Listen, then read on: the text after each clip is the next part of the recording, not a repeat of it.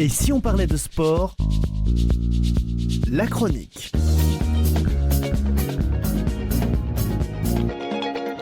Bonjour à toutes et à tous et très heureux de vous retrouver pour votre rendez-vous spécial résultat du lundi, le moment où l'on refait le plein d'émotions sportives avec l'émission 127 de Et si on parlait de sport. Au programme aujourd'hui, un tour d'horizon complet des exploits, des performances et des émotions qui ont animé la planète sport cette semaine. De la précision du tir sportif à la fougue du rugby en passant par la vitesse en Formule 1 et les vagues de la Transat Café l'Or, il y en aura pour tous les goûts. Allez, c'est parti, on enfile les baskets, son BMX, on serre les crampons et on fait un plein d'adrénaline.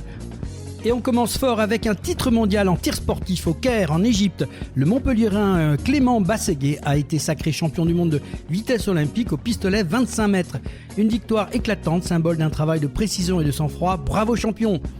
Il y avait du BMX aussi avec le médaillé de bronze des JO de 2024, Anthony Jean-Jean, souvenez-vous. Il est devenu le premier Français champion du monde de BMX Freestyle Park samedi à Riyad en Arabie Saoudite. En escrime, victoire de l'équipe de France de sabre pour la première épreuve de Coupe du Monde de l'année à Alger. Tennis de table, direction Francfort pour le WTT champion où les Français ont encore montré de belles choses. Simon Gauzy s'est arrêté aux portes du dernier carré après un match de haut niveau face au Sud-Coréen Lee Sang-soo, 4-7-2. Même sort pour Félix Lebrun, battu lui aussi en quart de finale par le Danois Anders Lind après un duel intense. Son frère Alexis Lebrun, lui, a cédé en huitième de finale face au Suédois Anton Karlsberg. Chez les femmes, Pritika Pavad, dernière française en lice, s'est inclinée face à son amie et partenaire de double, la portoricaine Adriane Diaz. Une belle semaine malgré tout pour le clan tricolore. Tennis masculin côté messieurs, Cocorico à Metz. Les Français Pierre Huguebert et Quentin Alice ont remporté le tournoi ATP 250, battant en finale le duo Andreossi-Guinard. Et pendant ce temps à Athènes, l'infatigable Novak Djokovic, 38 ans, s'est offert son 101e titre en carrière après une finale titanesque contre Lorenzo Musetti, 4-6, 6-3, 7-5. Quelle longévité! En baseball 5, la France championne d'Europe de baseball 5 avec une très belle victoire contre l'Espagne en finale à Panavesi en Lituanie. Basket féminin en Euroleague, carton plein pour nos clubs français. Basket Langue et Bourges se qualifient pour la deuxième phase après leur victoire sur Mersin et Gdynia. Charleville, déjà qualifié, s'incline de peu à Istanbul, 77-73. En Wonder League, l'ATES Montpellier a dominé Charnay, tandis que Toulouse n'a pas trouvé la clé face à Angers, elle s'est inclinée 60-78.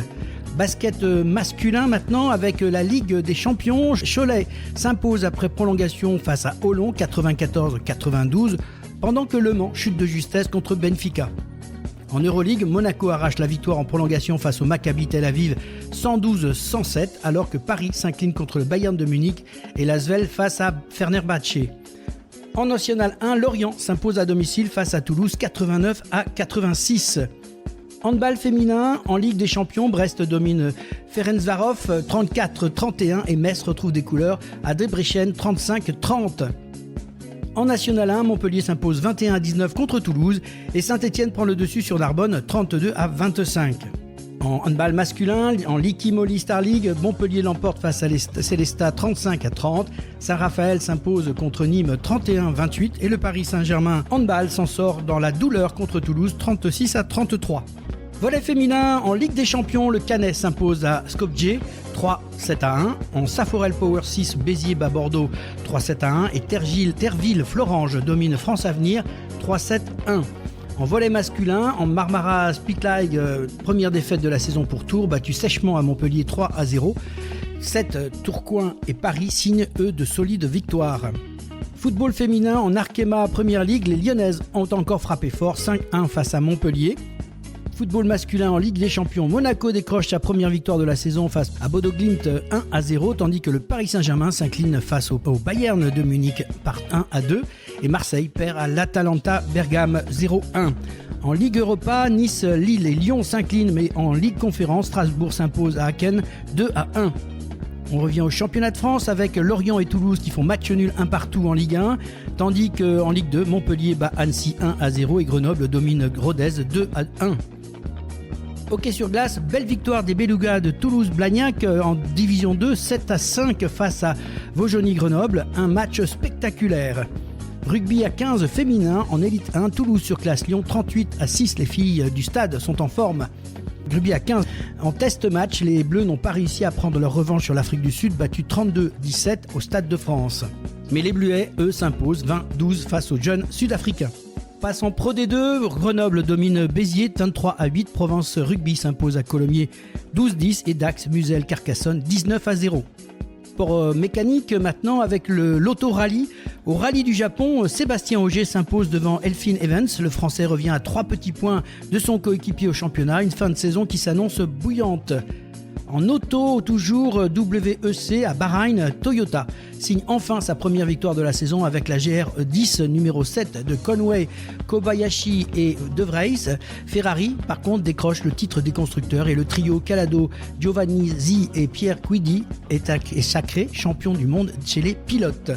Formule 1 au Grand Prix du Brésil, Lando Norris sur McLaren s'est imposé dimanche devant Kimi Antonelli sur Mercedes et Max Verstappen sur Red Bull, pourtant parti lui des stands. Oscar Piastri, McLaren pénalisé de 10 secondes pour avoir causé un accrochage, a terminé 5e et compte désormais 24 points de retard sur le Britannique. MotoGP au Grand Prix du Portugal.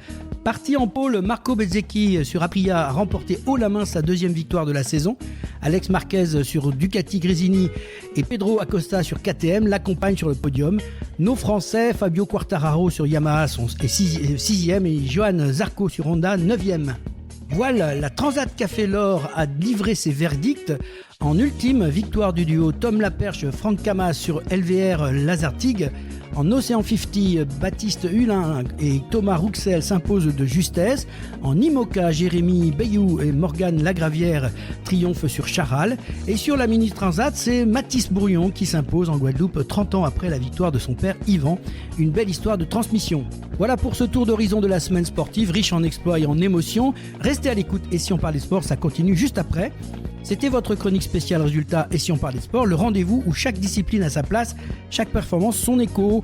On se retrouve la semaine prochaine pour de nouveaux résultats et tout de suite place à l'agenda du sportif du lundi 10 au dimanche 16 novembre. On vous embarque pour un tour complet des grands rendez-vous à ne pas manquer en France et à l'international. Accrochez-vous, il y a du sport, du beau jeu et du spectacle à tous les étages. Tennis pour commencer avec les ATP finales de Turin, le grand rendez-vous de fin d'année réservé aux 8 meilleurs joueurs mondiaux. Les matchs sont en cours jusqu'au 16 novembre, une semaine explosive sur dur intérieur avec du très haut niveau pour conclure la saison en beauté. Et du côté du tir, les championnats du monde de carabine et de pistolet se poursuivent jusqu'au 18 novembre. Au Caire, en Égypte, les Bleus y visent de précieuses médailles.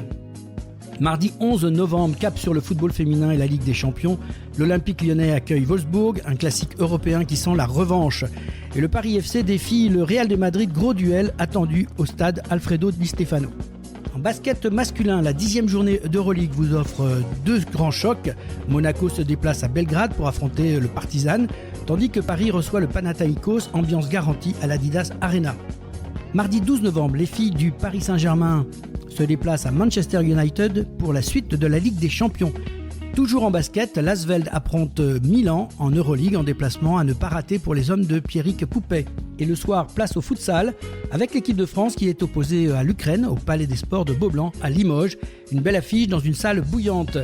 Jeudi 13 novembre, l'événement c'est bien sûr le football et la qualification pour le Mondial 2026. Les Bleus affrontent l'Ukraine, un match important dans la course au Qatar. En Euroleague, suite de la 11e journée, Monaco se déplace encore à Belgrade, cette fois chez l'Étoile Rouge, pendant que Paris reçoit Valence. 2 rencontres qui comptent déjà dans la course au top 8 européen. Vendredi 14 novembre, on redescend d'un cran mais pas d'intensité. En National 1, Toulouse reçoit Rennes pour la 12e journée. Pro D2 de rugby, la 11e journée s'annonce musclée. Colomiers reçoit Nevers, Carcassonne affronte Valence-Roman et Béziers accueille Brive. De beaux duels entre prétendants à la montée. Du vendredi 14 au dimanche 16 novembre, judo avec le Grand Prix de Zagreb.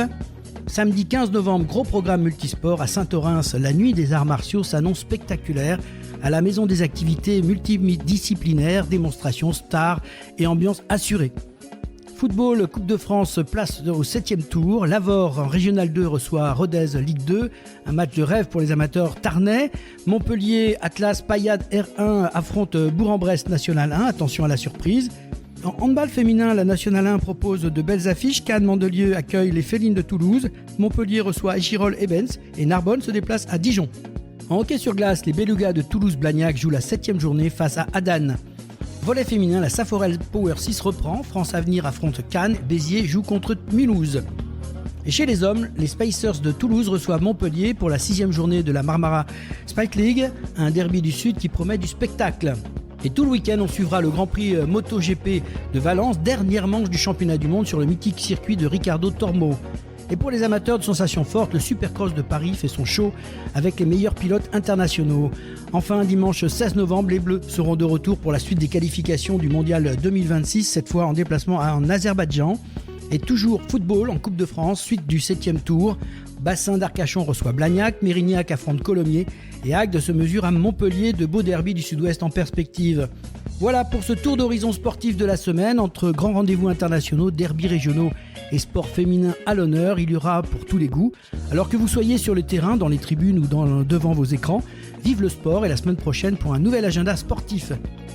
N'oubliez pas, mercredi 18h, place à Ici on parlait de sport, l'émission 127, notre grand format rempli d'émotions, d'analyses et de belles histoires avec nos consultants et nos invités. En première mi-temps, on vous propose direction Nîmes avec le parcours incroyable d'un Yanis Debeau, ancien ailier du RC Nîmes. Une carrière stoppée nette par un terrible accident en Belgique, mais une renaissance exceptionnelle malgré la paralysie du pied droit. Yanis s'est reconstruit pas à pas et s'est lancé un défi complètement fou, terminer l'ultra-trail du Mont Blanc, 171 km et 10 000 mètres de dénivelé sportif, un témoignage bouleversant, une vraie leçon de courage et de persévérance. Deuxième mi-temps, on met les gaz en Occitanie, focus sur le sport automobile avec Michel Vergne, président de la Ligue Occitanie d'automobile, et Jean Verriès, président de la Ligue Occitanie de karting. Il nous emmène au cœur de la saison 2025, évoque les projets 2026, les nouvelles épreuves, la montée, la puissance des voitures électriques et la formation des jeunes pilotes. 25 minutes de passion mécanique et humaine à ne pas manquer. C'était votre rendez-vous du lundi, spéciale émission 127, signée Et si on parlait de sport. On espère que ça vous aura plu. On se retrouve très vite pour d'autres émotions, d'autres exploits et toujours la même envie, parler de sport, vibrer sport et vivre sport. Excellente semaine à toutes et à tous et surtout, vive le sport!